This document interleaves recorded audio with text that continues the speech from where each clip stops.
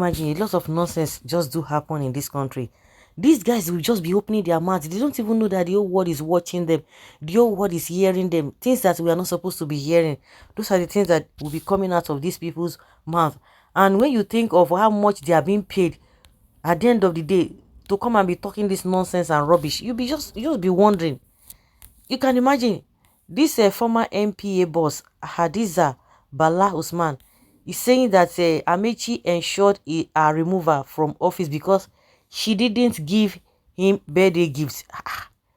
So because what were you supposed to give to Amechi as birthday gifts? I don't understand. Whether you were supposed to be giving oil block, or this is MPA now, so I don't understand. So what kind of gift are you supposed to give to him that will be more than what other people will give to him? Then it will now ensure that your removal in office, was made possible. The immediate former managing director of the Nigerian Port Authority, Hadiza Bala Usman, has revealed that former Minister of Transport Rotimi Amechi ensured she was removed from the position because she did not give him a birthday gift.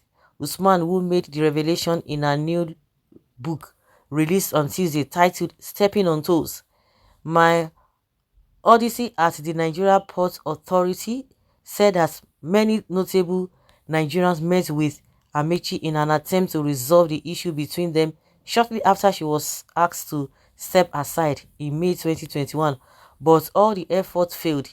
She said that Governors, Nigeria Customs Services boss Ahmed Ali and many others approached the former minister to secure her restatement, but he refused, citing frivolous excuses of selfishness and failure to do nothing for him.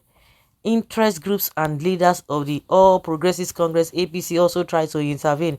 I know, for instance, that governors elected on the platform of the APC, the Progressive Governors Forum, chaired by Governor Atiku Bagudu, deliberated on the issue on my suspension and constituted a committee to intervene, she wrote in the book. The governor's team met with the minister to discuss a resolution of the matter. He insisted that my management of the MPA had to be investigated due to the amounts unremitted to the CRF, Consolidated Revenue Fund. He even tried to sway the governor's resolve by suggesting that the budget of the MPA was bigger than most of their state budgets, so they shouldn't even bother about me. When the governors persisted, he told them that the matter was no longer just within his purview and that they may need to approach the head of service of the federation. He told another person who tried to intervene that I was so selfish that did nothing for the MPA and never even gave him a birthday gift or present.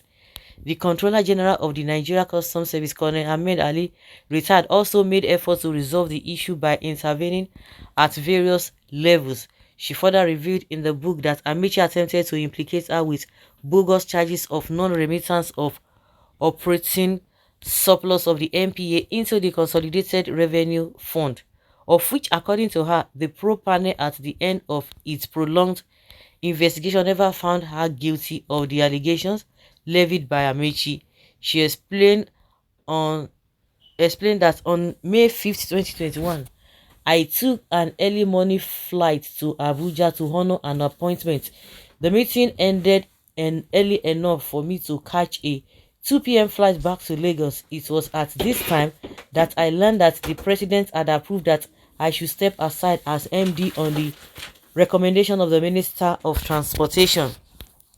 On arrival in Lagos, I went to the office at Marina to complete a letter explaining allegations about non-remittance of 165 billion naira operating surplus to the Consolidated Revenue Fund, which the minister had made against the MPA to the president. Unknown to me, in his determination to get me out of office, Mr. Amechi had been fishing for a couple of months. In his desperation, he had approached the Director General of the Budget Office of the Federation, Mr. Ben Akabweze, and obtained details of MPA's operating surpluses, upon which he apparently arrived at the conclusion that the huge sum of money was unremitted without raising any queries. about the matter with the NA. The minister wrote to the president informing him of shortcomings in yearly remittance of operating surplus by the MPA between 2016 and 2020. Then he then concluded, in view of the above, I wish to suggest that the financial accounts of the activities of MPA be investigated for the period 2016 to 2020 to ascertain true financial position and the outstanding unremitted balance of the 165 billion 320 million naira and 62,697 naira only. He also sought presidential approval that I step aside from my position as managing director during the investigation and that Mr. Mohammed Bello Koko, executive director, finance and administration, should act as managing director in the interim. Many Nigerians found the choice of Mr. Bello Koko contradictory. They argued that as executive director of finance and administration, he should be found wanting if there are any financial infractions. People also wondered why I was the only one who was asked to step down when the probe was so purportedly of the management of the authority. Hmm. Well, all of you, at the end of the day, none of you has contributed to anything. Nigeria is as useless as what I can't even describe. As tissue paper. If you see all of you, you just put yourself, fix yourself like chess. You be here, you be here. All of you be cutting corners. But as far as Nigerians are concerned, all this rubbish that you guys are talking, we not even not see where would they gain. Instead, you guys are draining Nigerians. You guys are draining Nigerians. Whatever you people like, oh, whether you give and give to, you know, give and give to, down now, own cup of tea. Where is the Ameachi today too? Tell me, where is the same Ameachi? Is nowhere to be found. Can you imagine nonsense these guys are saying? Eh? No problem, Madam Hadiza. We'll look into your matter, but for now, you have to remain sacked. The real truth beyond all these things, accepting or giving gifts to public servants is an offense punishable with imprisonment in our own part of the world, but it is the accepted practice in our own country. We need to know what the demanded for gift that was denied him, so we can know how to ask his own side of the story before judging.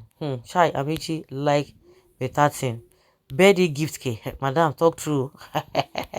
This one a government na playground safe, like what sharing is allowed. Okay, share with us, madam. All of you are corrupt people of integrity. Say the truth and shame the devil. There's something you are still hiding from us. Okay, oh. So guys, and then no, what do you think? That's not be our problem. Be that, oh, not be our problem. Be that.